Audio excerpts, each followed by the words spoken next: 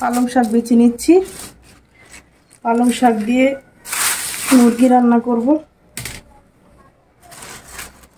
পালং শাকগুলো একদম ফ্রেশ তাজা।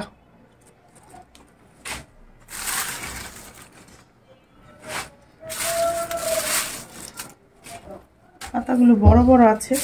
আসসালামু আলাইকুম এভরিওয়ান, ছাদ বাগানের রান্নাঘরে আপনাদের স্বাগতম। আশা করি আমার সকল দর্শক ভাই বোনেরা ভালো আছে।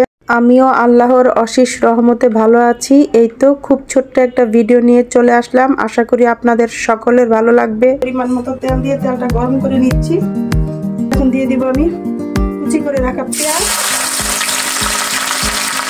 গরম মশলা। পালং শাক দিয়ে মুরগি রান্না করার সময় মশলাটা খুব ভালো করে কষিয়ে নিতে হবে, তবে আপনি তরকারিটা অনেক মজা পাবেন। পেঁয়াজটা কিছুক্ষণ কষিয়ে আমি সব মশলা দিয়ে দেবো।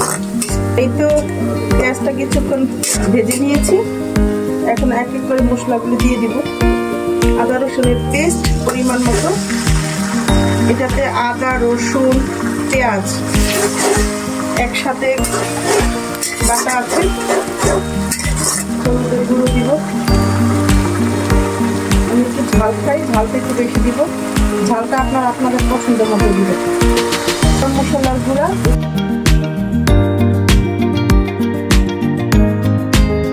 ধনিয়ার গুঁড়ো দিব 1 চা চামচ, পরিমাণ মতো লবণ।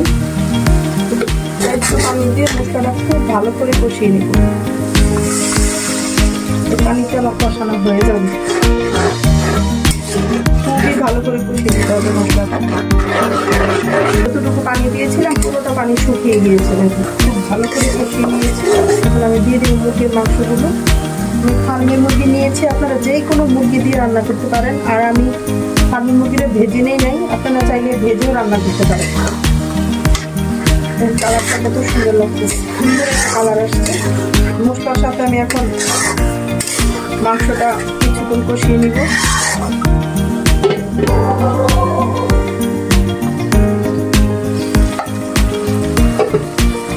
এটা দেখুন খুব ভালো করে কষিয়ে নিয়েছি। এখন দিয়ে দিব আলুটা দিয়ে আমি বেশ কিছুক্ষণ কষিয়ে নিব।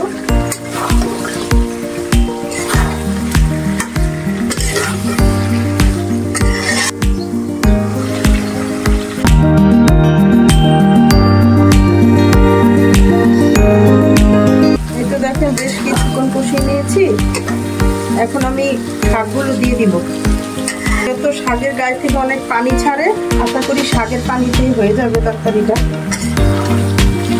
পালং শাক দিয়ে দিলাম, দিয়ে খুব ভালো করে নেড়ে চেড়ে নিব।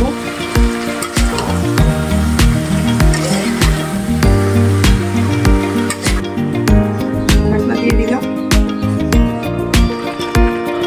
এই তো দেখুন শাক থেকে কি পরিমাণ পানি উঠছে। মনে হয় না যার ঝোল লাগবে আমার। এই যে দেখেন, তাহলে এই পালং শাকের পানিটা দিয়েই রান্নাটা হয়ে যাবে। যখন এই মুরগি দিয়ে পালং শাক রান্না করবেন একটু ঝোল ঝোল রাখবেন, ঝোল ঝোল খেতে বেশি ভালো লাগে। মুরগি দিয়ে পালং কি সুন্দর গ্রান, এই গ্রানে মনে হচ্ছে পেট ভরে যাচ্ছে। আলহামদুলিল্লাহ, অনেক মজা। পালং শাক দিয়ে মুরগির এই রেসিপিটা একবার হলে ট্রাই করবেন। এই তো কি সুন্দর হয়ে গিয়েছে পালং শাক দিয়ে মুরগি। আমি যেভাবে রান্না করেছি এভাবে রান্না করে খাবেন। এই তো আমার মুরগি দিয়ে পালং শাক রান্না শেষ।